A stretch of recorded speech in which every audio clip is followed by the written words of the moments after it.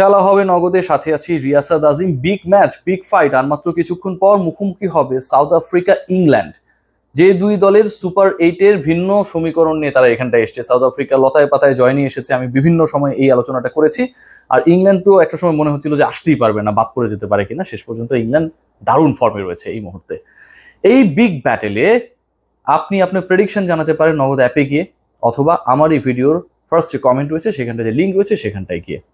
যেই প্রশ্নগুলো রয়েছে এবং যেই প্রশ্নের উত্তরগুলো আপনাকে দিতে হবে, এই ম্যাচে বাউন্ডারি সংখ্যা হবে 0 to 10, 11 to 15, 16 to 20, 21 প্লাস। আমার কাছে মনে হয় ভাই নাম্বার অফ বাউন্ডারিজ, যে দুটা দলে লড়াই হবে না, এখানটায় 21-30টা বাউন্ডারি হয়ে যেতে পারে, সিরিয়াসলি বলছি। সো লাস্ট অপশনটা I think that it could be the safest answer.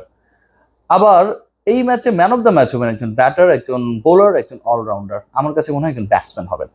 কেন যেন মনে হচ্ছে এই ম্যাচে অনেক রানস হবে, অথবা এই ম্যাচে রান না হলেও কোনো একটা দল এত বেশি রান করে ফেলবে যে প্রতিপক্ষ দল আসলে সেটা চেস করতে সামর্থ্য হবেন না। যেই দলটা বেশি রান করবে সেই দলের যিনি সফলতম ব্যাটার থাকবেন তিনিই ম্যান অফ দ্য ম্যাচ হবেন, এটা আমার কাছে মনে হচ্ছে। শেষ 5 ওভারে কোন দল বেশি রান করবে? South Africa, England? ইংল্যান্ড। চেষ্টা করুন, মিলিয়ে নিন, আপনার মতামত জানান। সবচেয়ে সফল প্রেডিক্টরের জন্য রয়েছে ডেইলি, উইকলি এবং ক্যাম্পেইন শেষে পুরস্কার, স্মার্টফোন, স্মার্ট টেলিভিশন এবং জিক্সার বাইক। অ্যান্সার করতে হবে খেলা শুরুর 1 ঘন্টা আগে। সবাই ভালো থাকবেন, টেক গ্রেট কেয়ার।